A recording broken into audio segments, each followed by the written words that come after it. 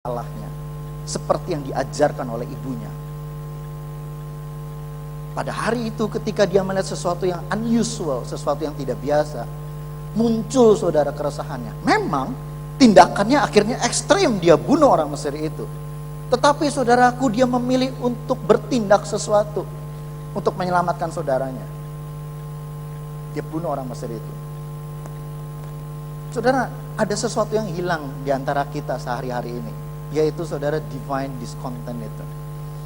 Sehingga akhirnya saudara kita melihat ada sesuatu yang unusual, sesuatu yang tidak biasa, sesuatu yang sudah keluar batas, sesuatu yang sudah kompromi, dan kita pikir saudara, dan ada orang yang menerima malapetaka atau kasihan, saudara, kita cuman sampai end up, kita sampai cuman akhirnya saudara berpendapat kasihan dia, dan kita nggak ngelakuin apa-apa. Ngomong tok kita kasihan. Gitu. Sekali lagi, saya banyak anak muda di gereja saya. Saya tanya, saya survei sama anak-anak muda. Saya tanya demikian. Kamu gimana pergi ke gereja? Seneng gak? Lalu dia bilang gitu, seneng kok Guan, sukacita, banyak teman-teman, wah musiknya cool, keren. Dia bilang banyak activity, fun, bilang gitu. Oh that's good, kamu diberkati kok Guan. Kalau gak ke gereja rasanya gimana? Bilang gitu. Rasanya gimana ya? Rasanya pokoknya rasanya ada yang gimana gitu kok Guan, ada yang kurang gitu kok Guan kalau gak pergi ke gereja. Oh bagus. Lalu saya tanya lagi sama orang yang lain, kamu kalau hari Sabtu ngapain? Clubbing. Oh, wow. Saya bilang, ajakin dong sekali-kali clubbing. Kok gue mau clubbing juga? Bilang gitu. Pengen tahu rasanya gimana. Emang kalau nggak pergi clubbing rasanya gimana sih? Saya tanya gitu. Oh, rasanya kok kan, rasanya gimana ya? Pokoknya rasanya gimana ya? Rasanya ada yang kurang gitu kok kan. Hah? Loh, kok sama ya jawabannya? Gak pergi ke gereja ada yang kurang, gak pergi clubbing juga ada yang kurang. Saudara ngerti maksudnya? Kenapa kok bisa perasaannya sama? Jawabannya sama. Dan saudara bisa bandingkan, saudara membandingkan antara saudara pergi melakukan itu funmu, saudara pergi clubbing seminggu 1 kali, saudara pergi ke gereja juga 1 kali, 1 minggu. Halo? Is it right? And you compare, you go to the clubbing and you go to the church once a week. Dan tragisnya, you have a same feeling. Rasanya gimana gitu, gue kan ada yang kurang. Apa yang kurang? Nggak heran, bertahun-tahun, even though you go to the church every Sunday morning, setiap hari Minggu kau pergi dan kau dengar Tuhan, tapi engkau sudah hilang divine discontent dalam hatimu. Gak ada lagi keresahan ilahi. Karena engkau hidup di 2 dunia. Lalala, lilili, lalala. Clubbing juga loncat, di sini juga loncat.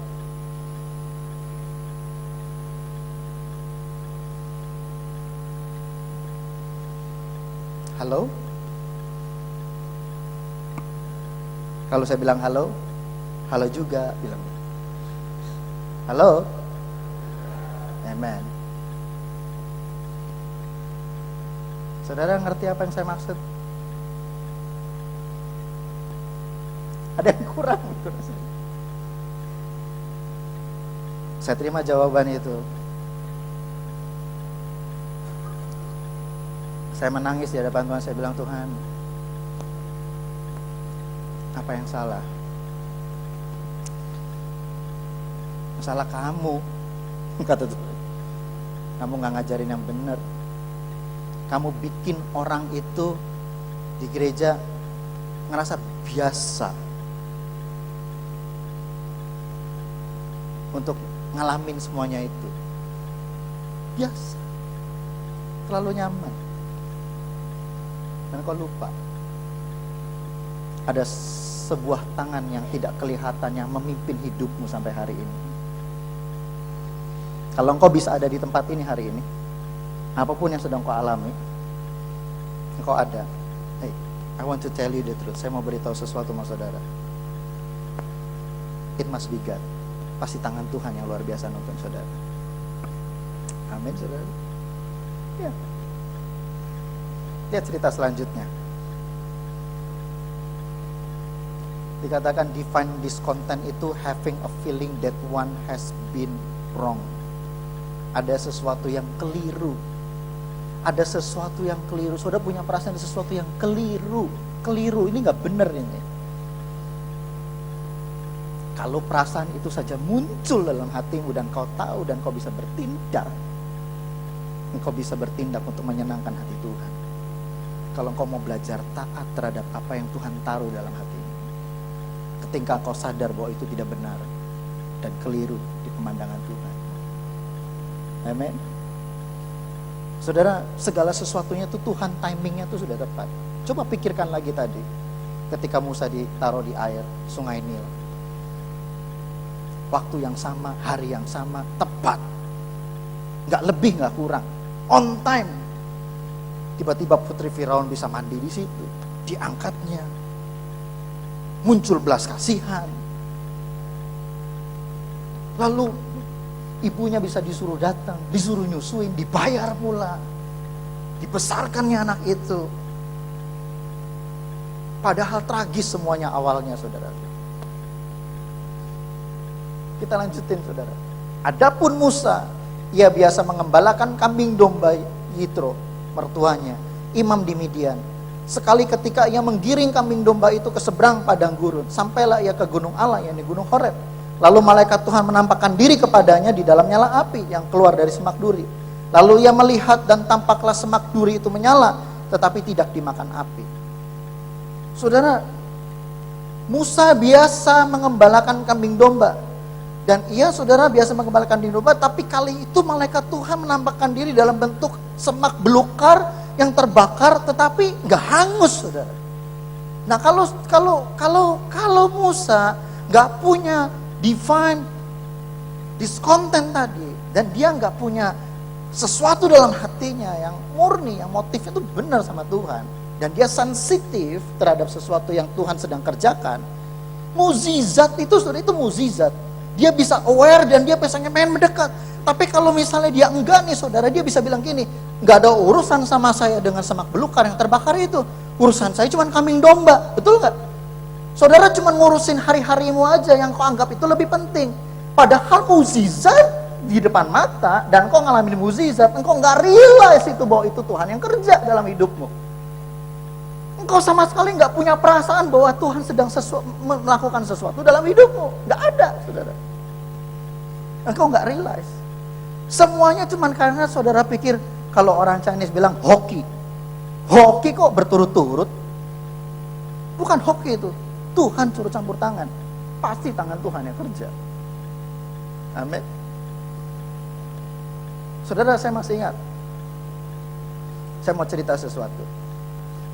Ketika waktu hari Senin ini saya pindahan rumah. Rumah yang baru Tuhan ajarin saya bersama istri keluarga untuk melangkah dengan iman. PTN bayar tapi nyicil apartemen. Nah, karena bangunannya sudah tua, saudara, 26 tahun usianya, sehingga harus renovasi total. Orang yang renovasinya tuh bilang, karena kita hitung-hitung budgetnya, kita pengen yang minim aja, gak usah semuanya direnovasi total. Tapi orangnya bilang gak bisa, kamu mesti ganti semuanya, termasuk kabel-kabel listrik, semuanya kamu ganti. Kenapa? Karena dia bilang, nanti kalau kamu ganti elektronik baru semuanya akan cepat rusak, karena gak support, kabelnya sudah terlalu tua. 26 years old building. Jadi kamu mesti ganti semuanya. No choice, saudara. Akhirnya kita cari renovasi, interior design, kontraktor. Dengan mereka kasih budget, kita pilih. Akhirnya end up, saudara, pada satu kontraktor dan interior design yang cocok dengan kita budgetnya. Saya bilang sama istri saya, oke, sepakat dah. Udah doa, udah apa, kita pilih ini. Kita angkat telepon, janjian besok. Ayo, kita janjian. Saya bilang, saya mau kasih down payment sama mau teken kontrak dan jelasin semuanya, kamu kasih penjelasan. Dia bilang, hari ini sorry nggak bisa katanya. Gimana kalau besok? Oh besok ya? Saya bilang, ya udahlah nggak apa-apa, delay sehari. Akhirnya besok saudara. Tapi karena hari itu saya dan istri saya sudah siap-siap mau keluar, saya mau ke kantor. Jadi istri saya bilang kayak begini, aku ngapain dong katanya, udah siap-siap semua ini. Saya bilang, gini aja, aku drop kamu di mall, kamu jalan-jalan. Kamu kan bisa lihat semua nanti barang-barang yang kita perlu buat nanti di rumah baru. Aku kasih kredit cardku sama kamu, jadi kamu kalau ada sesuatu yang suka, kamu bisa langsung beli. Perempuan disuruh jalan-jalan ke mall, haleluya, amin. Dikasih kredit card, oh saudara, haleluyanya 13 kali, amin. Sukacita dia, langsung dapat energi luar biasa. Jadi saya drop dia di mall, yang banyak toko elektronik, juga furniture, karena kita perlu milih, survei untuk beli barang-barang, ya ini, survei dulu, survei. Nah, sekitar jam 2, jam 3, saudara, dia lewat satu toko showroom yang interior design. Dan dia ngeliat ada orang pasang promosi baru di depannya. Jelek, baru dipasang. Gitu. Terus dia baca. Lalu salesnya keluar, mau renovasi rumah ya? Sini saya hitungin masuk. Ayo masuk Pak Bapak. Istri saya bilang, enggak usah, saya sudah punya yang sudah pilih, ada yang mau kerjain rumah saya. Enggak apa-apa, sini saya hitungin. Lalu istri saya, ya nurutlah, enggak ada salahnya. Dia hitung saudara, dia lihat-lihat, dia kasih. Ya, istri saya lihat harganya, wah mahal sekali. Lalu istri saya bilang, enggak deh, terima kasih ya, saya sudah punya pilihan. Enggak apa-apa, kamu tawar, kamu mau apa? Ini terlalu mahal tak buat kamu? Iya, sebenarnya terlalu mahal. Sebenarnya sejujurnya saya sudah punya pilihan. Dan dia kasih harga sekian. Dia tanya, boleh nggak aku lihat? Dia bilang. Jadi istri saya kasih draftnya, semua contoh-contohnya itu.